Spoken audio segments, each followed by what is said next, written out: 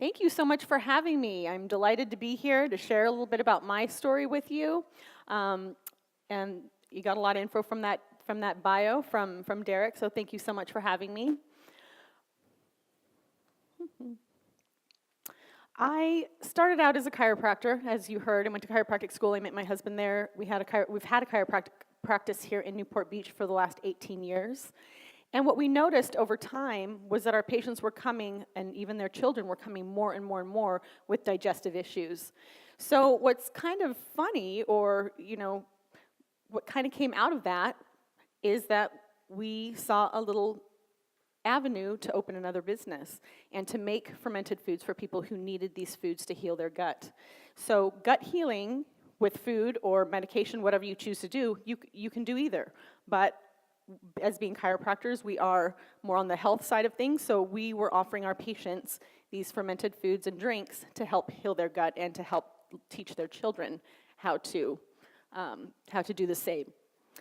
So this is a picture about the shop, and anything you do in life, doesn't matter what job you choose, or if you're an employer or you end up being an entrepreneur, your why has to be huge. Why you get up every single day to go and do what you do, it has to be your driving force. So this is why I get up every day. Before, when we've had our practice, like I said, for 18 years, I got up every day to help patients. I got up every day to teach people how to live a better and healthier life. Now I get up every day and I go to this little shop, and I have 20 employees and 2 interns that work there now, so it's become quite an establishment. But the why is still there. It doesn't matter how big it gets. The why is there. I get up every day to help people, and that's what I was put here to do. So you can see a few pictures in here of the shop. That's me teaching some classes and some members sitting around the tables there learning. So education is a huge, huge part about the why. Why do I want to do this? I want people to learn how to ferment at home. When I first told my patients, I'm like, hey, listen, I found this fermentation thing. It's, gone away. It's been around for 6,000 years, but now it's gone. You guys need to start fermenting at home. You need to make some krauts and some kombucha at home. And what did I get? The blank stare. Like, what are you talking about? So fermentation went away, for the most part, when we got refrigeration. Because fermentation is really just a preservation method. We're preserving food. Well, what does your refrigerator do? You put food in the refrigerator, it preserves it for longer, right? So it's just another preservation method, but putting stuff in the fridge is a whole lot easier than learning to ferment and do this craft that's been lost for, a few decades now out of our country. So a huge why do I have this shop? Why did I transition from being a practicing chiropractor for many, many years to now owning a retail shop and a commercial kitchen that makes these fermented foods? It's for all of the people. It's for all of our patients. And there was nothing like this in the area that anyone could get their hands on. No one could get their hands on properly organic fermented foods. Kombucha that's actually fresh. Probably like, I don't like kombucha. Well, it doesn't taste that great when it's in a bottle that's been sitting in a bottle for 3 or 4 months, but when it's made fresh, then it's delicious. And it does help the microbiome. All of these foods do. So teaching our community, teaching people who were open and wanted to learn these things was paramount in my big why of why am I even opening this shop. So classes, that's a big deal. Having more and more and more people in our community understanding why it's so important to ferment at home and be able to make these foods and understand why eating these foods on a daily basis really does increase your health. Our tagline at the shop is healthy gut, healthy life. So if your gut is healthy, your life will be healthy. You'll have a healthy life. So they go hand in hand. And Derek mentioned that I grew up on a farm. I did in rural Nevada. My dad's from the Philippines. He's a chef. My mom's from France. You can imagine the foodie household I grew up in, super, super foodie household with the French cuisine that my mom brought and my dad being a chef, and we had a pig farm and a huge garden. My sisters and I would go out to the garden and pick vegetables, bring them to my mom, and she would cook those for us for dinner. It's a far cry from what my kids are learning about food here, living in Orange County, right? We don't have a garden at my house. We don't have 400 pigs running around, So I grew up understanding how to work the earth, how to raise animals sustainably and organically. So all of this education took me off to chiropractic school I went. I wanted to help people. I wanted to be a chiropractor. I wanted to help people on that health level and really understand what food is and how food heals your body. And so we do a lot of nutrition consultations for our patients. Then all the patients started coming with bad digestive issues, right? More and more and more over the years. And fermentation really is a way to heal the gut and help those people on their road to health. And we have, what I didn't see coming, and you'll see a couple practitioners later, is I wasn't the only one. Find a niche, find something that no one's doing it, but there's a massive need. All of the practitioners in the area are now sending their patients to us to help heal their gut, to drink the bone broth, to seal and heal their gut lining with collagen, to eat fermented foods to get the microbiome better by getting all of the probiotics back into the system. So many practitioners in our area, LA County, Orange County, San Diego County, are sending their patients to my shop, which is amazing. That is a huge reason to get up every day. It's not just my patients anymore, it's everyone else's patients too. It's pretty awesome. So you can see some of our products there, our kombucha on the shelf. Providing organic, properly made, properly fermented foods was paramount also to the whole vision of why I opened this shop. So we are a member-based club. That seems kind of odd. Like, why would you do that? Why would you be? You can't just walk in. You have to be a member to purchase, kind of like Costco, right? Can you just walk into Costco and buy things? No, you have to be a member. Same thing with our shop. What this did is it brought a community of people together. Again, one of the huge whys of opening the shop was to bring a community of people, like-minded people together to be able to share and learn and understand how to heal our body with food. So we also have unlimited samples. They have that at Costco too, right? You can go in there and like eat all the samples on Sunday. Well, at our shop, it's 7 days a week. It's not just on Sunday. So you can come in and have as many samples as you want. You can try before you buy anything. A lot of people walking through the door, like, I've never really tried sauerkraut other than the stuff in the can at the ballpark, right? That comes out of a can. That's not really that's not a health food, right? That's just a little sour cabbage that came out of a can. It's not a living food, right? So when we ferment food, these are living foods. We ingest them and they help our microbiome. So being a club member, that brings people together as a community. That membership fee helps us have sustainable packaging. Everything we package is all in glass. Plastic is a whole lot cheaper than glass, but there's no plastic in my shop. I refuse to have it, right? So going forward, whatever you do in life, have your I don't know what word I'm looking for, the things that you will or will not compromise on, right? I will not compromise on saying, oh, it is so much cheaper to put all my kraut in plastic. I would rather not make kraut than put kraut in plastic, right? These are living organisms in the food. I don't want them to react whatsoever with what they're packaging on, but it's a lot more expensive to do that. So our membership fee helps us have all the sustainable packaging that we need, helps us provide all of the samples, as many as anyone want to eat. Here I am with my director of marketing. That's Brad Hill. He does all of our Instagram, our Facebook. We go out and do sampling events too at different venues. It's super, super important to get out there in the community. This is a community shop. We want to let everyone in the community know that we're there. If we just stood in our shop saying, oh, I hope somebody comes today. No, you guys know in this day and age how social media can propel a business. So having a really great director of marketing too, he's super fantastic. He really knows how to brand, put our brand out there and protect the brand. So everything we do is in protection of our brand, right? The glass, the organic, the, come in and have samples, try before you buy, healthy gut, healthy life. It all has to fit in that brand, right? There's no wiggle worming. Well, today we're gonna do plastic just because we can't get the glass. No, you don't compromise, right? So there are certain things you cannot compromise on.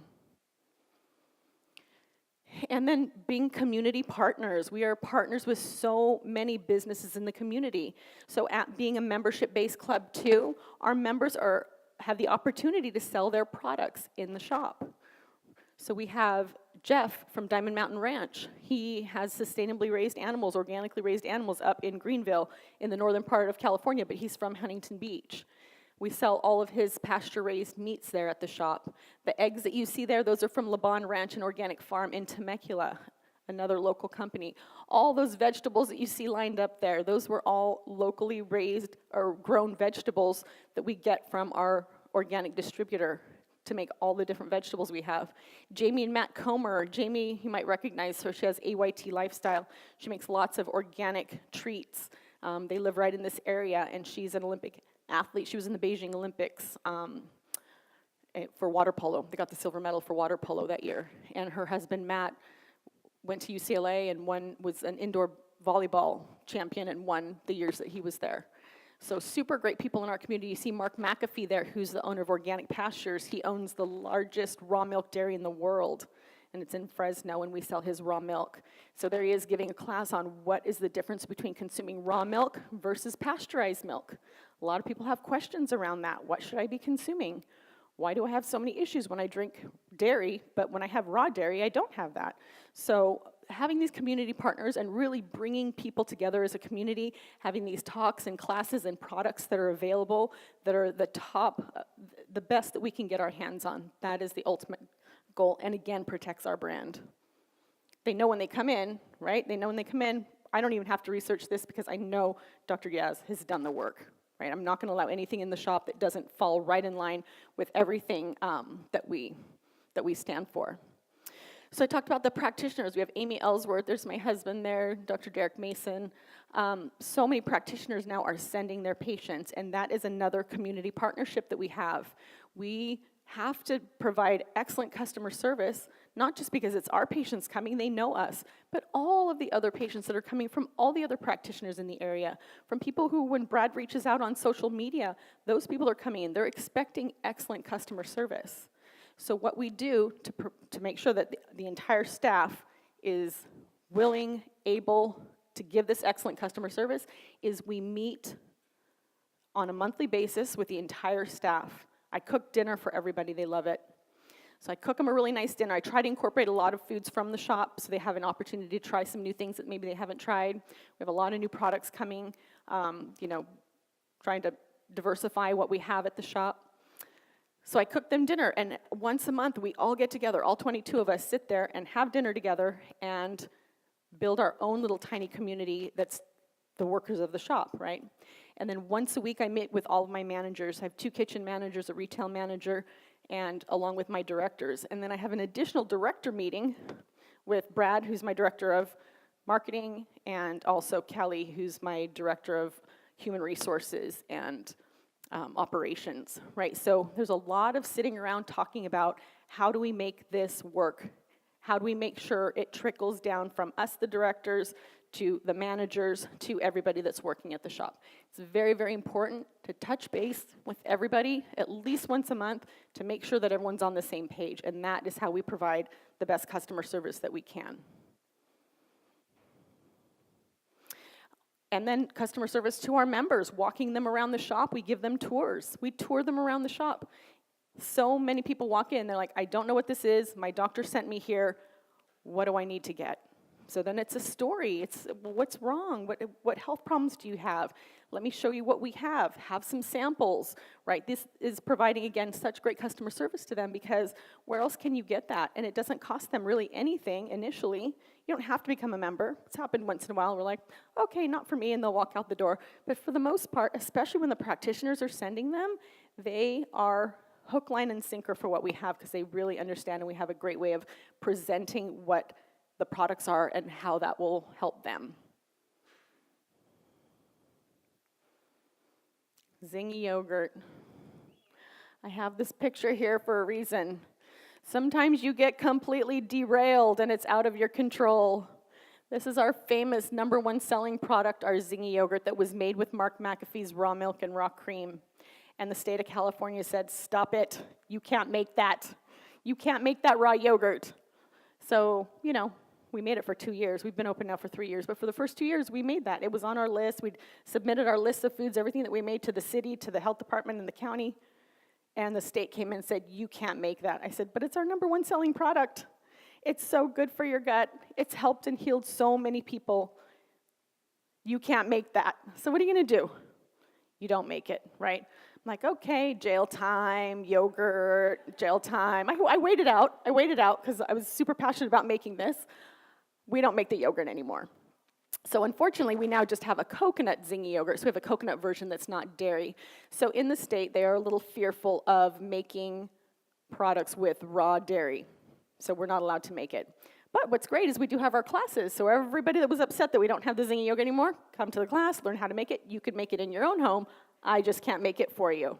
So a lot of people have done that. They've come to the classes, they've learned to make the yogurt, and if they want it that badly, they can make it at home. So that's kind of a little go around. But sometimes you get derailed, right? That's our #1 selling product. I sold 4,000 of those a month, of those little jars. So many people were eating this yogurt and feeling so much better and getting so much good bacteria back into their gut. But when you can't make it anymore, you can't, and you're not going to beat your head up against the wall. It just is what it is. Sometimes you just have to move on. It's okay. All right, so when you're out there thinking about what am I going to do, what do I want to choose, always look for a mentor. Does anyone know who that man is that I'm with? Nobody. He's super famous in fermentation. His name is Sandor Katz, and when I started fermenting vegetables for our patients and started really looking into how food can really heal these gut-related issues, I stumbled across a couple of books, because that's all there were really out there 10 years ago, were just a couple of books. Now there's thousands of books on fermentation. But 10 years ago, when I started into this whole journey, they were basically his books, and that's it. So I read everything that Sandor Katz wrote. He is the revivalist of fermentation in our country, or in the world. He has brought back fermentation to the forefront of our mind, thinking that we need to consume these vegetables, we need to consume these products on a daily basis to make sure we stay healthy and to keep our gut body healthy and strong. So look for a mentor. It's very, very important. I was so happy when I got to meet him. That's the first time I met him. And then he told me that night that he had a fermentation residency at his house in Tennessee. I mean, I almost fell over. I'm like, how do I go? How do I get to go? He's like, well, I only take 12 people. I'm like, how do I get in there? How do I get to be with you for a week, learn from you for a week at your home in Tennessee? How do I get to do that and be one of 12 people that gets selected? He's like, well, just go online. I'll send you a little email, click the link, fill it all out. So I did, and I got to go. And there I am in an organic field picking turnips.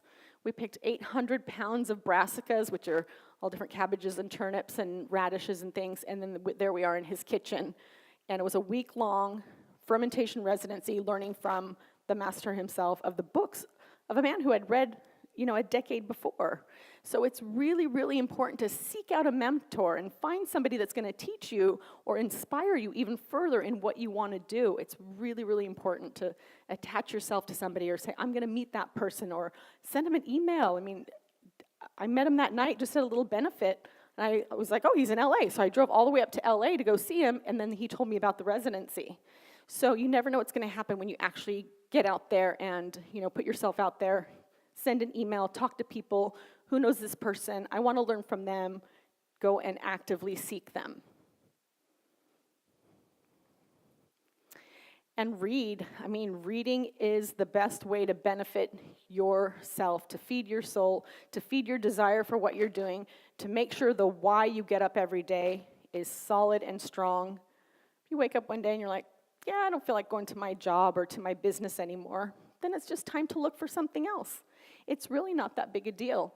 A lot of people get, so much turmoil around, like, oh gosh, I went to school for XYZ and I'm in this job, but I don't really like it anymore. I don't really want to do that anymore. It's okay. It's okay to change your mind. Look at me. I went to chiropractic school. 4 years. 4 years of undergrad, 4 years of chiropractic school, and now I have a retail shop and we're shredding vegetables every day. It's completely a different deal. Kind of the same thread, right?